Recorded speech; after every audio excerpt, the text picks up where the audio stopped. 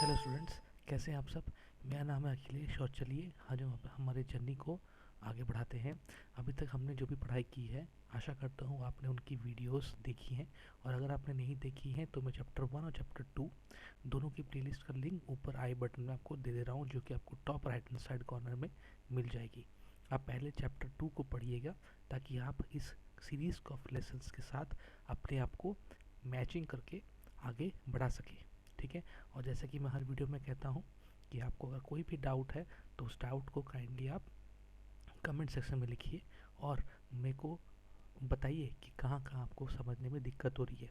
इसके अलावा अगर कोई वीडियो में आपको कोई अलग तरीके की तकलीफ़ हो रही है, लाइक कुछ चीज़ें समझ में नहीं आ रही है, पेस थोड़ा ज़्यादा हो रहा है, पेस थोड़ा लो हो रहा है, तो इन सब चीज़ों को मुझे बताइए ताकि मैं जान सकूँ। ठीक है। चलिए हम आगे इस क्लास को कंटिन्यू करते हैं। चलिए। So non homogeneous system like those obtain in group C in activity 2.2। हाँ, तो एक्टिविटी 2.2 में हमने पढ़ा था।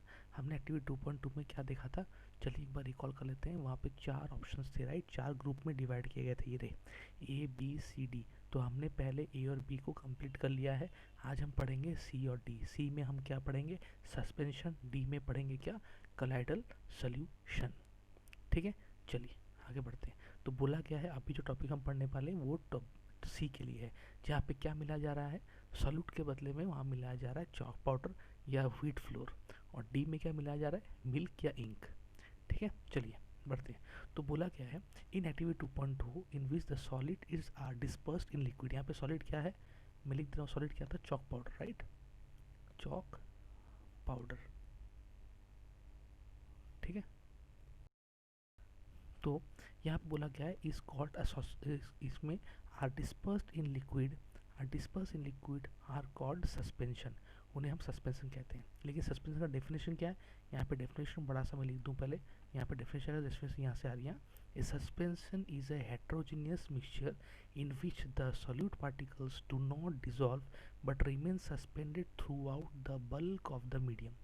यानी सस्पेंशन एक सोल्यूशन का वो मिक्सचर है जहाँ पे सारे पार्टिकल्स एकदम डिसॉल्व नहीं होते और ना ही नीचे सेटल होते हैं। मैं फिर से बोल रहा हूँ, डिसॉल्व भी नहीं होंगे और ना ही सेटल होंगे, वो पानी के साथ ही घूमते रहेंगे। ठीक है। ये बेस्ट एग्जांपल है। ठीक है। क्योंकि सोल्यूशन में हमने देखा था कि यहाँ पे डिसॉल्व हो जाता है। हम अभी पढ़ रहे सस्पेंशन जहाँ पे एकदम डिसॉल्व नहीं होता और ना ही नीचे सेटल होता है। लेकिन इसके बाद जो कोलाइडल पढ़ेंगे, कोलाइडल में क्या होती है, सेटल हो जाती है। तो आप इस तरह से चीज़ों को लिंक कर सकते हैं टू के रेस्पेक्ट में।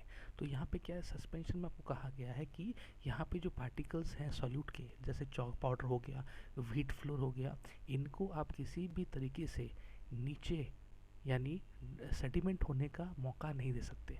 यानी आप अगर चाहेंगे भी तो ये सेडिमेंट नहीं होंगे, बल्कि ये घूमते रहेंगे हमेशा। और आप हमेशा देखेंगे पार्टिकल्स ऐसे अप डाउन हो रहे हैं। इसकी वजह से इनकी प्रॉपर्टीज़ में हम काफ़ी सारे डिफरेंसेस चेक कर सकते हैं। चलिए यहाँ बोला है प्रॉपर्टीज़ ऑफ सस्पेंशन। देखिए हमने प्रॉपर्टीज़ ऑफ सोल्यूशन पढ़ा था, उस समय 4 पॉइंट पढ़ा था, जो मैं कहा था 2 से लेकर 3, राइट है। हमने यहाँ पे देखिए, यहाँ पे हमने पढ़ा था ये प्रॉपर्टीज़ ऑफ सोल्यूशन। ये प्रॉपर्टीज ऑफ सोल्यूशन जहाँ पे टाइप ऑफ मिक्सचर, पार्टिकल के साइज, फिर बीम ऑफ लाइट स्कैटर करती है कि नहीं, और फिर फिल्ट्रेशन होती है कि नहीं, ये 4 पॉइंट में हम तीनों पढ़ेंगे।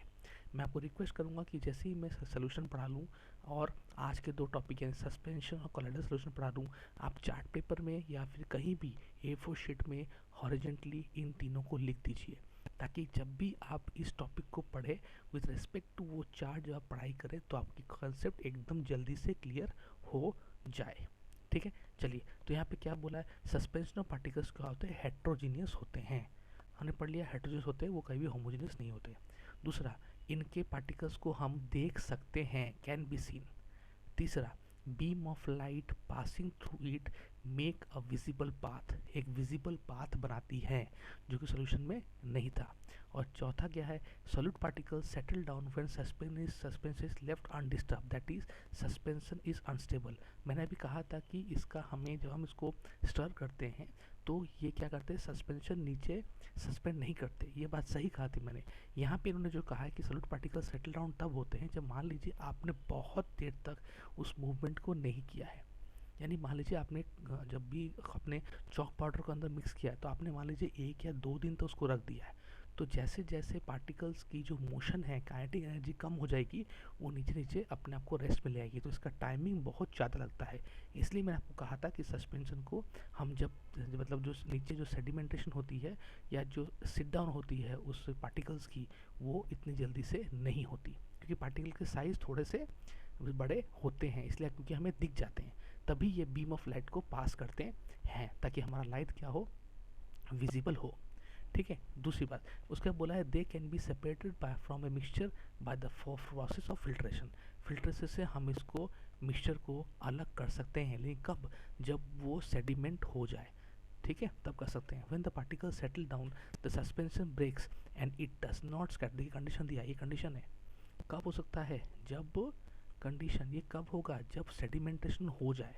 क्यों सेडिमेंटेशन हो जाए, तब क्या होगा, सस्पेंशन ब्रेक हो जाती है। सस्पेंशन मतलब उन पार्टिकल्स का चारों तरफ घूमना, ठीक है, वो पार्टिकल्स का चारों तरफ घूमना, वो क्या होती है, पूरी कम हो जाती है, तब जाके हम इसको कर सकते हैं। और उस टाइम पे क्या होती है, it does not scatter light any more. उस टाइम पे ये लाइट स्कैटर नहीं करती। पहले क्यों करती थी, क्योंकि आसपास के पार्टिकल्स आसपास थे, लेकिन लास्ट में जब ये सेडिमेंट कर दे पार्टिकल्स को, उसके बाद वो स्कैटर लाइट नहीं करेगी। ठीक है, इस चीज़ को ध्यान से पढ़िएगा। और ये 4 पॉइंट उधर भी दे हमने सोल्यूशन में, देखिए मैं लिख रहा हूँ, सोल्यूशन में ऐसे 4 पॉइंट है।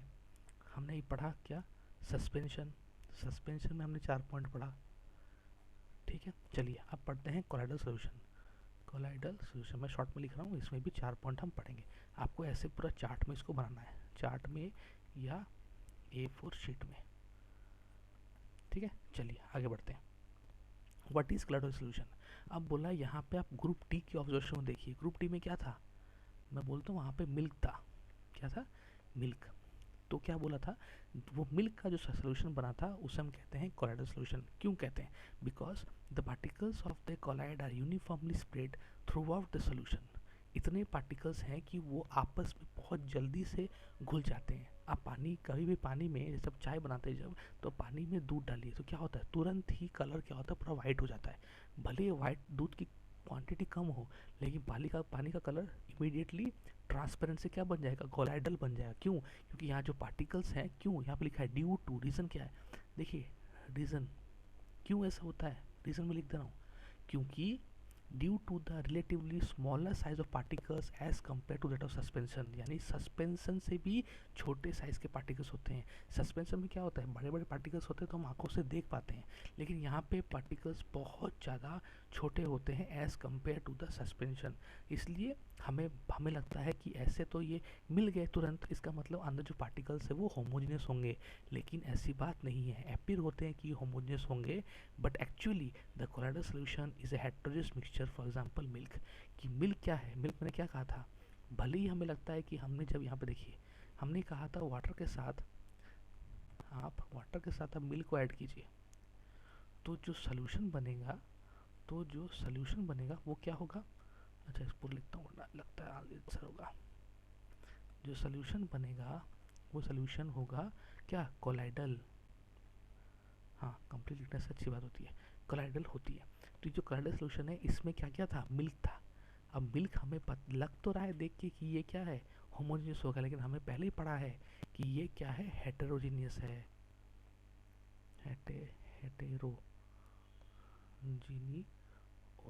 हेटेरोजीनियस सोल्यूशन होती है। ठीक है, अब रीजन में आते हैं यहाँ पे, because of the small size of colloidal particles we can not see with the naked eyes. ठीक है, जो मैंने कहा, but this particles can easily scatter a beam of light passing through them. इसे हम कहते हैं टिंडल इफेक्ट। याद रखना, ये जो स्कैटरिंग ऑफ लाइट होती है, ये ऐसे कोलाइडल सॉल्यूशंस के अंदर से, इसे हम कहते हैं टिंडल इफेक्ट। तो यहाँ पे एक और डेफिनेशन मैं ब्लू मार्क से मार्क कर रहा हूँ, तभी मैंने इंक का कलर चेंज किया था। तो टिंडल इफेक्ट क्या होती है, टिंडल इफेक्ट वो इफेक्ट है जब हम कोई भी कोलाइडल सॉल्यूशन के अंदर से, कोलाइडल सोल्यूशन के अंदर से, जहाँ पे पार्टिकल्स की साइज बहुत ज़्यादा छोटी है, यानी सस्पेंशन मीडियम से भी छोटी है, तब वहाँ से अगर हम बीम ऑफ लाइट को पास करें तो क्या होगी, scattering of beam of light जो होगी, वहाँ पे जो स्कैटरिंग करेंगी बीम ऑफ लाइट, उसे हम कहेंगे टिंडल इफेक्ट। देखिए ये वाला, ये है सस्पेंशन वाला, जो यहाँ पे डायग्राम दिया ना, ये ए है सस्पेंशन वाला, बी है आपका कोलाइडल सोल्यूशन। देखिए बी से लाइट कैसे, देखिए स्कैटरिंग हो रही है, पॉसिबल हो रही है, लेकिन यहाँ पे पॉसिबल नहीं हो रही है। ठीक है, तो टिंडल इफेक्ट का यहाँ पे डेफिनेशन दिया है, इसको पढ़िएगा। Tyndall effect can also be observe when a fine beam of light enters a room through a small hole. कभी आपने कोई घर मान लीजिए बंद है चारों तरफ से, और एक होल से क्या हो रही है, होल से लाइट आ रही है, तो आपको उसकी टिंडल इफेक्ट भी दिखेगी, पार्टिकल्स का मूवमेंट वहाँ पे दिखेगा। वो जो लाइट स्कैटर करेगी ना पार्टिकल्स के बीच में, वो सब कुछ आपको वहाँ पे दिखेगा। ठीक है, वो जो लाइट मान लीजिए एक छोटी सी होल है, उस होल के अंदर से सन रेज अंदर घुस रही है, तो वो जो लाइट की रेज हैं उसमें आपको पार्टिकल स्कैटर करते हुए दिखेंगे, उसे हम कहते हैं टिंडल इफेक्ट। ये क्यों होता है? This happens due to the scattering of light by the particles of dust and smoke in the air. ठीक है, वो जो पार्टिकल्स हैं एयर और स्मोक में, वो आपस में टकराते हैं। ठीक है, और वहाँ से स्कैटरिंग होती है। कोई डाउट है? डाउट है तो यहाँ पॉज कीजिए। 10 मिनट हो चुके वीडियोस के, कोई दिक्कत नहीं, आप फिर से पढ़िए टॉपिक को। ठीक है, ज़्यादा बड़े वीडियो नहीं होता है, आप एक बार चाहे, 2 बार चाहे, 3 बार चाहे पढ़ सकते हैं, इसमें कोई दो राय नहीं है। नहीं समझ में आया तो मुझसे पूछिए, मैं उसको एक्सप्लेन करूँगा। ठीक है, कमेंट सेक्शन में लिखिए। अब देखिए टिंडल इफेक्ट में आपने ये कैनोपी देखा होगा, फॉरेस्ट एरिया में ऐसे कैनोपी होती है। फॉरेस्ट एरिया में ऐसे कैनोपी होती है क्या पे, जहाँ पे पेड़ों के डालियों के बीच से क्या होती है, सूरज की रोशनी आती है। ये ऐसे हमें टिंडल इफेक्ट क्यों शो करती है? यहाँ पे तो कोई ऐसी पार्टिकल्स नहीं है, लेकिन है। कौन सी पार्टिकल्स है? इन द फॉरेस्ट, ये रीजन, यहाँ पे है रीजन, देखिए क्या है reason. In the forest the mist contain tiny droplets. जो ओस होता है ना, ओस सब फॉग का जो ऊपर सुबह जो ठंडी के दिन में जो सुबह सुबह हम कहते हैं कि ओस गिरती है, उसके अंदर क्या होती है, the mist contain tiny droplets of water which acts as a particle of colloid dispersed in air. Air के अंदर वो जो जो पानी की नमी होती है, जो मिस्ट होती है, वो क्या करती हैं, वो हमें ऐसे कोलाइडल सोल्यूशन प्रोवाइड कर देती है। कहाँ पे? एयर में। अब ये different different type of colloidal solution होते हैं, हम ये पढ़ने वाले हैं। ठीक है, कुछ इंपॉर्टेंट चीज़ें हम पढ़ने वाले हैं कोलाइडल सोल्यूशन पे, आप पूरी तरह से सतर्क रहिए, अलर्ट रहिए। चलिए, यहाँ पे हम 4 चीज़ें पढ़ेंगे। ये हाइड्रोजन मिक्सचर है। दूसरा, पार्टिकल जो है कोलाइड का वो स्मॉल होते हैं और हम इसको आंखों में नहीं देख सकते। तीसरा, इसके जो कोलाइड्स होते हैं वो बिग एनफ होते हैं to scatter a beam of light passing through it and make the path visible. इसके पाथ विजिबल होते हैं क्योंकि इसका जो कोलाइड बनता है, वो कोलाइड क्या होता है, लाइट को पास करने देता है। चौथा क्या है कि अगर हम इसको, वही सेम, अगर हम इसको अनडिस्टर्ब रख दें तो क्या होगा, दैट द कोलाइड, तो क्या होगा, they do not settle down when left undisturb. अगर हम उसको छोड़ दें, जैसे दूध को आपने मान लीजिए पानी में मिक्स कर दिया, क्या वो दूध कभी सेटल होगी? कभी नहीं होगी। तो कोलाइडल सॉल्यूशन में सेटलमेंट एकदम नहीं होती है, सस्पेंशन में होती है। ठीक है, भले ही लेट से होगी सस्पेंशन में, लेकिन होगी।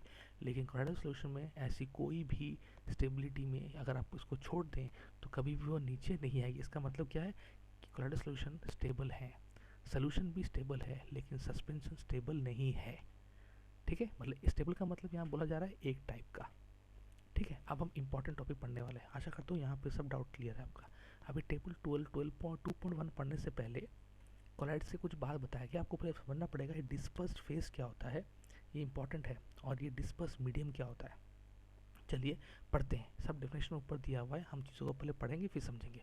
अच्छा, यहाँ पे 5वां पॉइंट एक और है, they can not be separated by the process of filtration but a special technique of separation known as centrifugation से ये पॉसिबल हो सकती है। तो यहाँ पे सेंट्रीफ्यूगेशन यूज़ होती है, देखिए बड़ा से लिख रहा हूँ।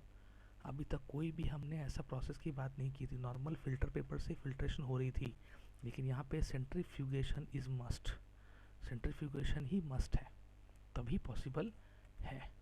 ठीक है, चलिए आगे बढ़ते हैं। अब आते हैं इंपॉर्टेंट, रेड मार्क से मार्क कर रहा हूँ। यहाँ पे हम 2 चीज़ पढ़ेंगे, the component of a colloidal solution are dispersed phase और एक होता है डिस्पर्स मीडियम।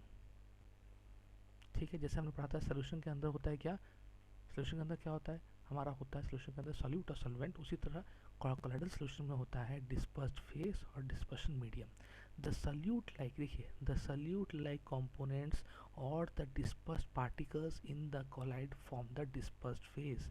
जो सॉल्यूट पार्टिकल्स हैं, जो सॉल्यूट पार्टिकल्स हैं, उसे हम कहते हैं क्या, डिस्पर्स्ड फेज, डिस्पर्स्ड फेज। अब इस डिस्पर्स्ड फेज के जो पार्टिकल्स हैं, इनको जहाँ पे सस्पेंड किया जाता है, इनको जहाँ पे सस्पेंड सस्पेंड किया जाता है उसे हम कहते हैं dispersion medium. Dispersion medium, dispersion medium.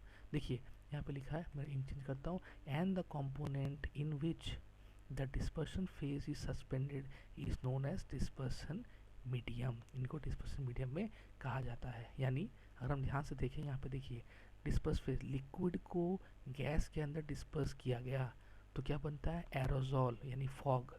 Fog किससे बनता है, लिक्विड के अंदर गैस है, ठीक है, लिक्विड की मात्रा ज़्यादा होती है। अच्छा यहाँ पे आ जाइए, ये सब आपको याद रखना पड़ेगा, ये सब इसके एग्जाम्पल है। फोम, आप इसको देखिए, फोम, फोम क्या होता है, गैस के अंदर सॉलिड। उसी तरह जेल, लिक्विड के अंदर सॉलिड। तो ये सब आपको पढ़ना पड़ेगा, आपको इसको इंपॉर्टेंट मार्क कर रहा हूँ, आप इसको याद रखिएगा, ठीक है, आप इसको याद रखिएगा। चलिए आगे बढ़ते हैं। यहाँ पे लिखा है कोलाइड्स आर द, यहाँ लिखा है colloids are classified according to the state, solid, liquid और गैस में कर सकते हैं, डिपेंडिंग, किसको पर डिपेंड करते हैं, on the dispersing medium and the dispersion face. हमने जो पढ़ा, हम डिपेंड करते हैं कोलाइड सॉल्यूशन कैसे बनेगा, सॉलिड बनेगा, लिक्विड बनेगा, गैस बनेगा, वो पूरा इसके ऊपर डिपेंड करता है। क्या क्या क्या डिपेंड करता है, एक होता है डिस्पर्सन फेस जिसमें मात्रा, जो कि सॉल्यूट पार्टिकल्स होते हैं जैसे सोल्यूशन में, वैसे डिस्पर्स्ड फेस वो पार्टिकल्स होती है जहाँ पे हमारे पास मात्रा ज़्यादा होती है, जो जिसको हम क्या कहते हैं, जिसको जो कंपोनेंट होती है जिसको हम कोलाइड में पार्टिकल्स की तरह देख पाते हैं, या जिनको हम सस्पेंड करते हैं, डिस्पर्स्ड करते हैं सॉल्यूशन के अंदर, उसे हम कहते हैं डिस्पर्स्ड फेस। तो देखिए लिखा हुआ है, द सॉल्यूट लाइक कंपोनेंट्स और the dispersed particle in A colloid form the dispersed phase. ठीक है, ये डिस्पर्स्ड फेस की तरह बात करती हैं। ठीक है, यानी हम अगर ध्यान से इस चीज़ को और भी इजीली समझे तो दूध और था ना, दूध और पानी, तो दूध आपका बन जाता है क्या, लिक्विड। कहाँ पे आपने डाला, वाटर में, तो दूध आपका हो गया डिस्पर्स्ड फेज और वाटर हो गया डिस्पर्स्ड मीडियम। याद रहेगा, एकदम सिंपल। मैं इसको लिख दे रहा हूँ, ये मान लीजिए आपका मिल्क और ये आपका हो जाएगा वाटर, दोनों मिलकर क्या बन गया, कोलाइडल सॉल्यूशन। अभी तो कोई डाउट नहीं है। चलिए अब आ जाते हैं क्वेश्चन में। देखिए बेटा, देखिए यहाँ पे पहला क्वेश्चन आपको अच्छे से आता है, हेट्रोजेनियस और होमोजेनियस मिक्सचर में एग्जांपल के साथ समझाना है, आप कर सकते हैं। हाउ आर सॉल्यूशन, ये सॉल्यूशन जो है ना, मेरे हिसाब से सॉल्यूशन शायद से आपको बताया गया है कि वो एक्वस जो हमने पढ़ा ना, सस्पेंशन क्या है, या कोलाइडल सॉल्यूशन की बात यहाँ पे हुई होगी, क्योंकि यहाँ पे सॉल्यूशन की बात है, सस्पेंशन की बात है, तो यहाँ पे शायद कोलाइडल सॉल्यूशन या तीनों के बीच में डिफरेंस पूछा है। तो वही डिफरेंस बताने के लिए मैंने आपको कहा था ऐसे चार्ट बनाइए, ठीक है, ये चार्ट बनाइए, चार्ट में यहाँ पे लिखिए, यहाँ पे लिखिए कोलाइडल सॉल्यूशन, यहाँ पे लिखिए सस्पेंशन, और यहाँ पे लिखिए सॉल्यूशन। सबके 4-5 पॉइंट जो है, 4 या 5 पॉइंट जो है उसको लिखिए, 4 या 5 पॉइंट जो है उसको लिखिए, बस यही आपका आंसर। आप इम्पॉर्टेंट बात आ रही है, क्वेश्चन नंबर 2-3 इम्पॉर्टेंट है। बोला है हमने सैचुरेटेड सोल्यूशन बनाना है जहाँ पे सोडियम क्लोराइड को यूज़ करना है वाटर के अंदर। तो सोडियम क्लोराइड का मास क्या है, देखिए इसको सॉल्व कर रहा हूँ, मास क्या है 36 ग्राम, किसके अंदर डालना है, वाटर का। तो ये तो हो गया मास ऑफ क्या, सॉल्यूट का। फिर सोल्यूशन क्या हो जाएगा, मास ऑफ सोल्यूशन क्या हो जाएगा, मास ऑफ सोल्यूशन क्या हो जाएगा, इसमें डालेंगे 36 ग्राम प्लस 100 ग्राम, यानी 136 ग्राम। ठीक है, अब पूछा है व्हाट इज़ द कंसनट्रेटेड, तो इसमें कंसनट्रेटेड मतलब क्या होगा, वही फॉर्मूला हमने जो पढ़ा था, मास बाय मास परसेंटेज की बात की जा रही है, इसका मतलब है मास बाय मास परसेंटेज। ठीक है, कंफ्यूज मत होइएगा, जो हमने पढ़ा था तो उसका फॉर्मूला क्या था, mass of solute. Very good, जो बता पा रहे हैं वेरी गुड, जो नहीं बता पा रहे आप पढ़िए, कोई दिक्कत नहीं है, ऐसी कोई बात नहीं कि आप भी नहीं बता पाएंगे, आप भी ज़रूर बता पाएंगे, डीमोटिवेट होने की कोई ज़रूरत नहीं है। मास ऑफ सॉल्यूट और फिर मास ऑफ सॉल्यूशन। ठीक है, तो मास ऑफ सॉल्यूट हमारा कितना है, हमारा है 36, नीचे कितना है 136 इंटू 100। इसको अगर हम करते हैं इसको कहाँ चला गया, हाँ, इसको अगर हम डिवाइड करते हैं तो हमारा आंसर आता है 26.47%। तो इसका ये आंसर आ जाएगा। ठीक है, तो मैंने इसको सॉल्व करके आपको दे दिया। जैसे जो इम्पोर्टेंट क्वेश्चन है उसको आपको बोलने की ज़रूरत भी नहीं है, वो मैं आपको सॉल्व करके दे दूंगा। एक बार फिर से देख ले, ये पार्ट क्या था, ये था सल्यूट वाली पार्ट, ये था सल्यूट, ये क्या था सोल्यूशन। सोल्यूशन क्या किससे बनता है, वाटर के अंदर मास को डाला गया सल्यूट का, तब जाके ये बना। ठीक है, तो हमें पता है एम आई एम ई होगा क्योंकि दोनों भी मास है। ठीक है, दोनों ही मास है, तो मास बाय मास हमने इसको निकाल दिया, फॉर्मूला पुट किया और आंसर निकल के आ गया। अब बेटा, अब सब बच्चों को मैं कुछ रिक्वेस्ट करने वाला हूँ, उसको ध्यान से सुनिए। देखिए बच्चों, मैं चाहता हूँ कि आप लोग बस मेरी लेक्चर्स से, स्कूल में पढ़ाए गए तरीके से और गाइडेंस से अच्छे से पढ़ाई को समझें। मैं मानता हूँ मैं कहीं कहीं जगह पे काफ़ी फास्ट पढ़ाता हूँ और कहीं कहीं जगह पे स्लो पढ़ाता हूँ, उसके पीछे पर्पस होता है। लेकिन अगर आपको कोई भी पढ़ाने का तरीका पसंद नहीं आए, प्लीज़ उसको कमेंट सेक्शन में लिखिए, आपकी हर एक कमेंट को मैं ध्यान दूंगा। ठीक है, आप जितना मुझे सपोर्ट करेंगे मैं आपके लिए उतने अच्छे से कंटेंट ला पाऊँगा। ठीक है, रही बात, हम टॉपिक डेली छोटे छोटे कंप्लीट इसलिए कर रहे हैं क्योंकि मैं चाहता हूँ कि आप एक दिन में अगर 15 से 20 मिनट निकाल के भी कभी पढ़ ले, सुबह को 15 मिनट, शाम को 15 मिनट, उसके बाद अगर आप कंपेरेटिवली अपने कॉपी में भी कुछ पढ़ाई कर लें, अपने नोट्स खुद बना लें, अपने बुक में मार्किंग कर लें, तो सोचिए आपका कितना बेनिफिट हो जाएगा। एक ही चीज़ को आधे घंटे में आपने 2 से 3 बार पढ़ लिया। मेरा वीडियो बनाने का मकसद यही है कि मैं आपको लाइन बाय लाइन टॉपिक को पढ़ा सकूं, क्योंकि कुछ स्टूडेंट्स ऐसे होते हैं जो लाइन बाय लाइन पढ़ नहीं पाते हैं। इसकी वजह से उनके अंदर बहुत सारी चीज़ें, क्वेश्चन जब बीच से आता है तो वो सॉल्व नहीं कर पाते। आप मेरे पढ़ाई तरीके से पढ़िए, हम एक भी लाइन को मिस नहीं करने वाले। ठीक है, अच्छा, रही बात, कोई भी अगर डाउट है तो आप उसको कमेंट सेक्शन में डेफिनेटली लिखिए। आज का जो हमारा टॉपिक था वो हमारा सोल्यूशन, सस्पेंशन और कॉलाइडल सॉल्यूशन के बीच का जो डिफरेंसेस हैं 4 पॉइंट्स को लेके, उनसे वो हट जाता है। यानी हमने जो जो चीज़ पढ़ा है वो है सॉल्यूशंस के बीच में, ये जो पेज नंबर यहाँ पे है ना, ये रहा प्रॉपर्टीज़ ऑफ सॉल्यूशन इस पेज में, उसके बाद प्रॉपर्टीज़ ऑफ सस्पेंशन और प्रॉपर्टीज़ ऑफ कोलाइड। इसको आप ऐसे टेबल बना के लिख दीजिए अभी अभी तुरंत, और देखिए कितना इजी होता है आपको याद करने के लिए। पहले क्या होता है, किस टाइप का मिक्सचर है, homogeneous, heterogeneous. Very good. Suspension में हमें लगता है कि होमोजेनियस होगा, लेकिन वो हेट्रोजेनियस होता है। वेरी गुड, आपने पकड़ लिया। वो सस्पेंशन नहीं, कोलाइडल सॉल्यूशन की बात होती है। वेरी गुड, आपके अलर्टनेस के लिए बहुत बहुत शुक्रिया आपको।